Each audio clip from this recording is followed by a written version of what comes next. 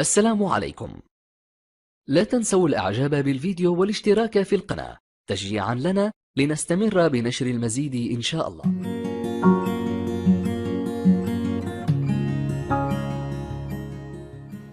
السلام عليكم ورحمة الله وبركاته، أحبابي وأصدقائي مشتركين قناة كنوز. أخوكم محمد العوضي.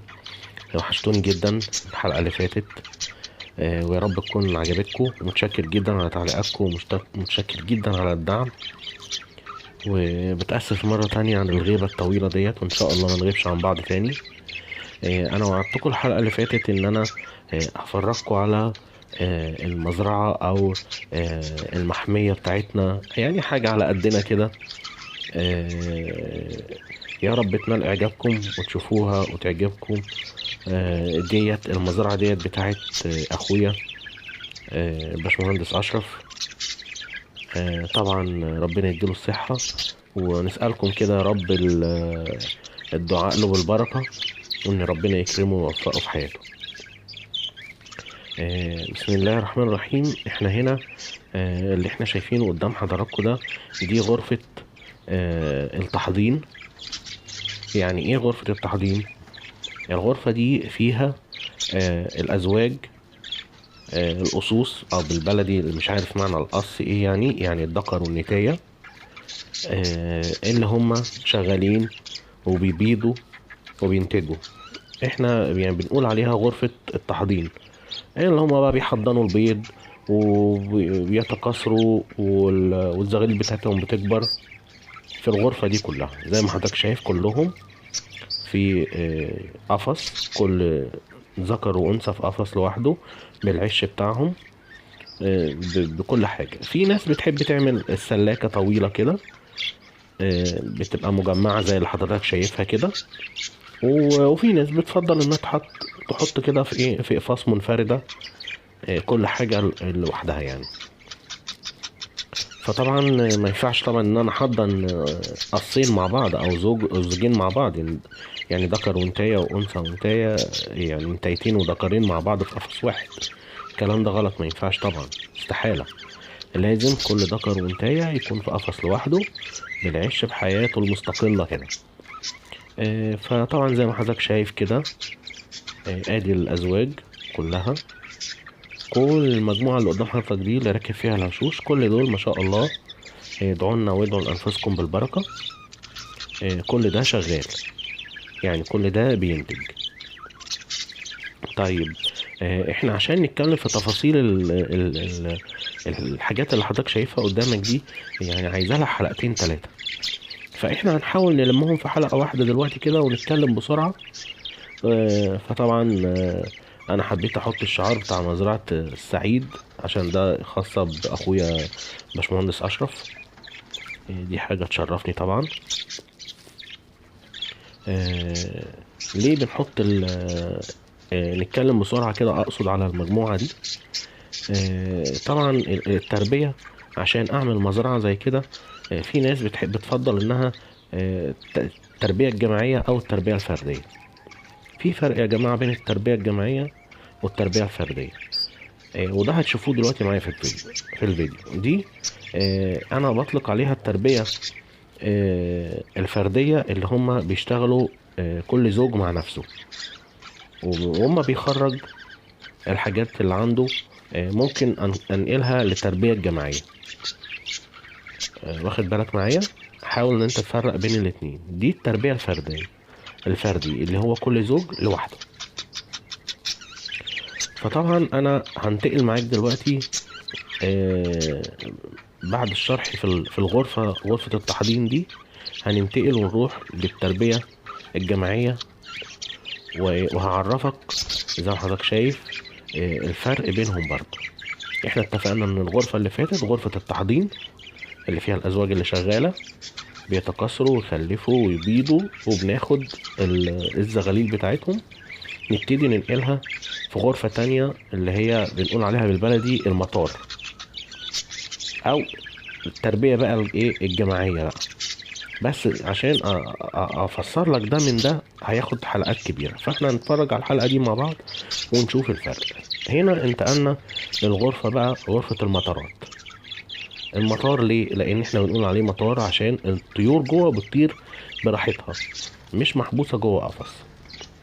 زي ما حضرتك شايف المطار اللي قصادك ده الصغير، ده اللي فيه الزغاليل الصغيره. بنحط فيه الزغاليل الصغيره اللي هي اتفطمت ولسه بتتعلم الطيران. ما بخرجهاش في الغرفه الكبيره ليه؟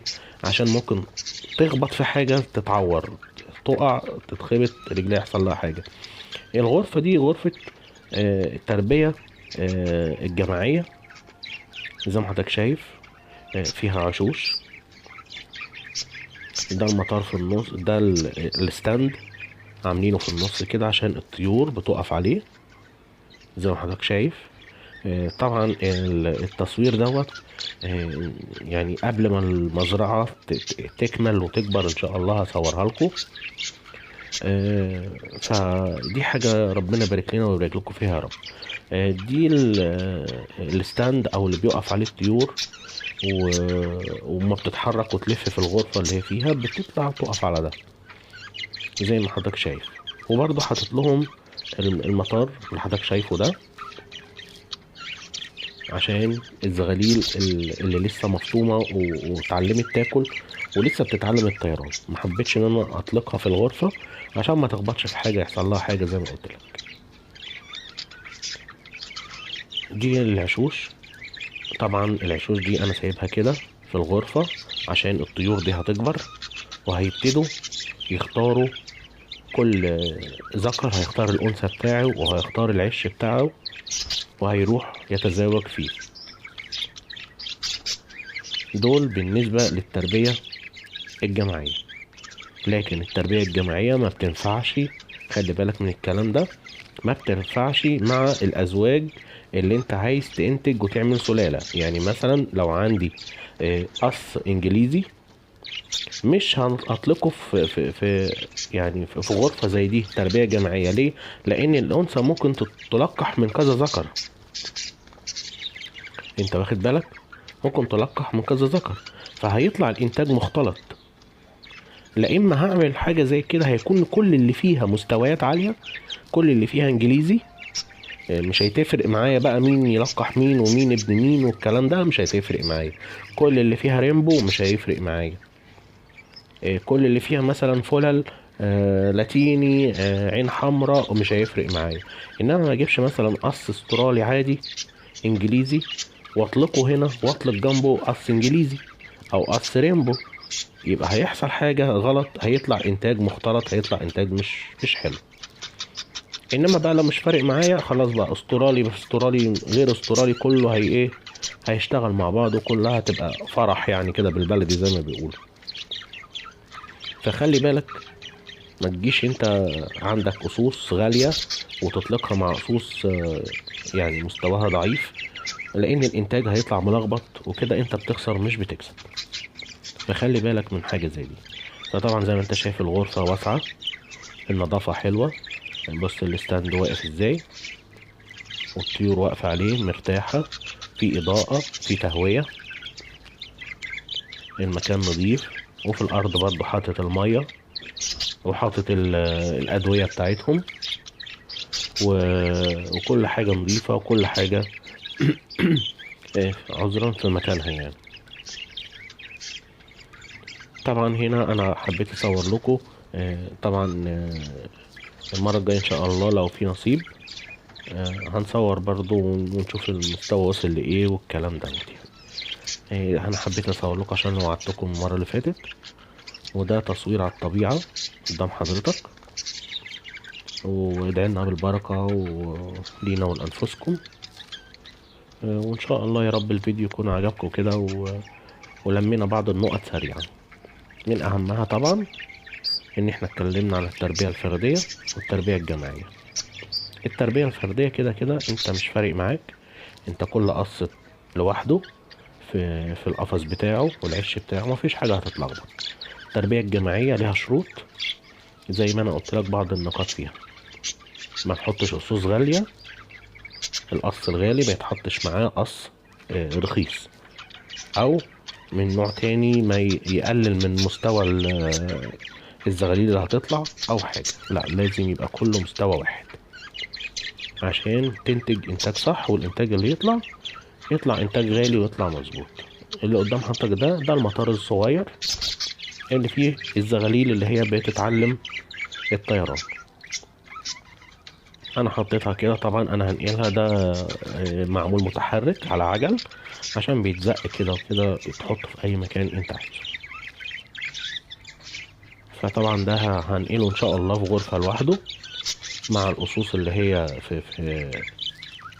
في الاقفاص بتاعتها، بعيد عن غرفة المطار عشان الكبار ياخدوا راحتهم. يا رب الفيديو يكون عجبكم، ما تنسانيش باللايك والمشاركة وتفعيل الجرس عشان يوصلك الجديد. السلام عليكم ورحمة الله وبركاته. إن أعجبك الفيديو لا تنسى الإعجاب والاشتراك في القناة.